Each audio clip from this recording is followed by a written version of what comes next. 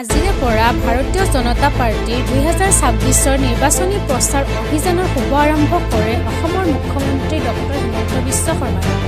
আগন্তুক 2026 নিৰ্বাচনৰ ভেটি মজবুত কৰিবলৈ আজিৰে পৰা আৰম্ভ কৰিছে নিৰ্বাচনী প্ৰচাৰ। আজিৰ প্ৰথমটো কাৰ্যসূচীৰূপে দিছপুৰ বিধানসভা সমষ্টিৰ কেন্দ্ৰীয় বিদ্যালয়ৰ সন্মুখত মাননীয় মুখ্যমন্ত্ৰী ডক্টৰ হিমন্ত বিশ্ব শৰ্মা আৰু ৰাজ্যিক সভাপতি দিলীপ শইকীয়াৰ লগত দলীয় কাৰ্যকৰ্তাসকলৰ সৈতে ভাৰতীয় জনতা পাৰ্টীৰ প্ৰতীক চিহ্ন পদুম দেৱালত লিখাৰ অভিযান আৰম্ভ কৰে। ভাৰতীয় জনতা পাৰ্টীয়ে 26 নিৰ্বাচনৰ বাবে ইতিমধ্যে বিভিন্ন প্ৰকাৰে সাজু হৈছে। আজি 5 জানুৱাৰী আজিৰ পৰা আমি ৱাল লিখন বা দেৱালত বিজেপিৰ প্ৰতীক চিহ্ন অংকন এই কাৰ্যসূচী আমি আৰম্ভ কৰিছোঁ।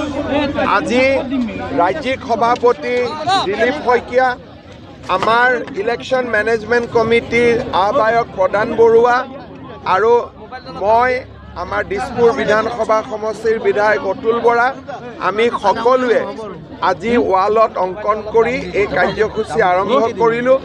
গোটেই অসমতে আজি আমাৰ দলৰ কাৰ্যকৰ্তাসকলে এই অভিযানৰ একেলগে আৰম্ভ কৰিছে আৰু আমি নিৰ্দিষ্ট সময়ৰ ভিতৰত এই ৱাল লিখন আমি কমপ্লিট কৰিম। কেনেধৰণৰ বাৰ্তাৰে এনেকুৱা মেছেজখিনি?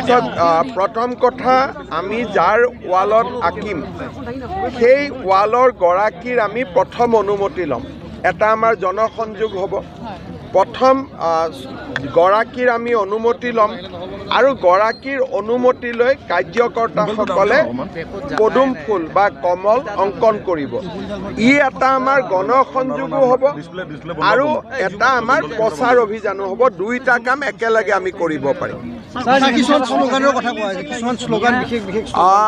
আমাৰ যিখিনি যি কাম আমি যোৱা 5 বছৰ যোৱা 10 বছৰে কৰি আছোঁ তাক আমি আৰু এমফেচিছ দিছোঁ। যেনেকৈ অসমৰ সুৰক্ষা বিজেপিৰ প্ৰতিজ্ঞা।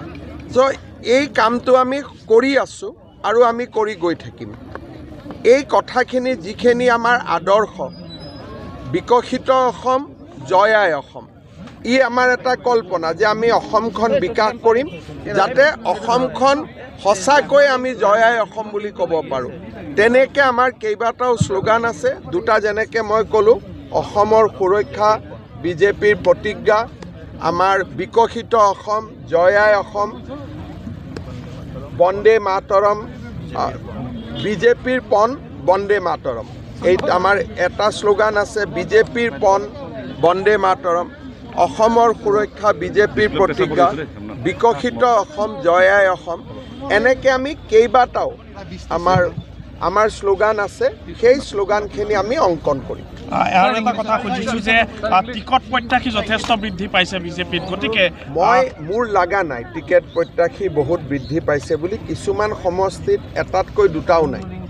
কাৰণ আমাৰ 10 বছৰত আমি এটা সুস্থিৰতাৰ ফালে গতি কৰিছোঁ। গতিকে বিজেপি এনেকুৱা এটা বৰ্তমান আমি এটা সুস্থিৰ পৰ্যায়ত আহিছোঁ যে অসমৰ আধাতকৈ বেছি সমষ্টিত প্ৰাৰ্থী এজনেই আছে। গতিকে মই নাভাবোঁ যে সংবাদ মাধ্যমে ভাল পায় যে প্ৰাৰ্থীৰ বহুত ভিৰ সংঘাত হৈছে, এনেকুৱা বাতৰিবোৰ ভাল পায়। কিন্তু মই নাভাবোঁ যে এইবাৰ আমি এনেকুৱা বাতৰি আপোনালোকক দিব পাৰিম। 10-12টা সমষ্টিত হয়তো ততোধিক প্ৰাৰ্থী থাকিব, কিন্তু 10 বছৰ চৰকাৰ চলাৰ পিছত, 10 বছৰ এটা শাসকীয় দল হোৱাৰ পিছত পাৰ্টিটো এটা মেচিউৰিটি পায়। এতিয়া আমাৰ দলে সেই মেচিউৰিটিটো পাইছে। মই নাম ক'ব বিচৰা নাই, কিন্তু 50টা সমষ্টিটো আজিও যদি আমাক ওপৰৰ পৰা কয় আজি গধূলি এনাউন্স কৰি দিয়া, আমি এনাউন্স কৰি দিব পাৰোঁ। কাৰণ তাত 1 বা 2জন প্ৰাৰ্থী আছে আৰু 2জনৰ মাজত বুজাবুজিও আছে যে যিজনেই পালে হ'ব। জিলা সভাপতিসমূহৰ টিকটৰ কাৰণে আজি ধনসহ আবেদন কৰিব দিছে। আমাৰ বিজেপিত আমি কোনো প্ৰাৰ্থীৰ আবেদন নলওঁ। বিজেপিত নিজে কোনেও প্ৰাৰ্থী হ'ব নোৱাৰে। পুলিং বুথৰ পৰা নাম আহিব মণ্ডললৈকে, মণ্ডলৰ পৰা নাম আহিব জিলালৈকে, জিলাই ৰাজ্যিকলৈকে পঠাব, ৰাজ্যই দিল্লীলৈকে পঠাব। নাম প্ৰপ'জ কৰিব কৰ্মীয়ে।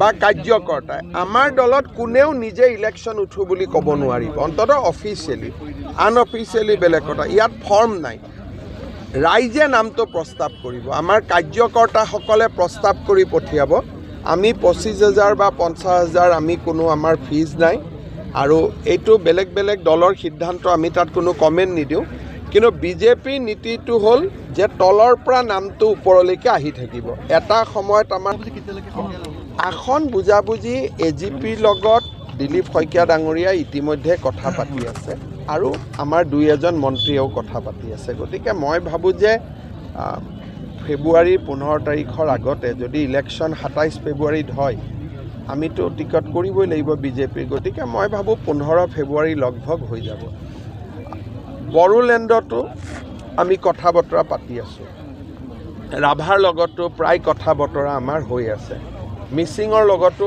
গণশক্তিৰ লগতো আমাৰ প্ৰায় ফাইনেলে হৈ আছে গতিকে মই নাভাবোঁ যে টিকেটৰ কাৰণে আমাৰ বহুত বেছি আছে আমাৰ অনানুষ্ঠানিক পৰ্যায়ত আলোচনাবিলাক চলি আছে অলৰেডি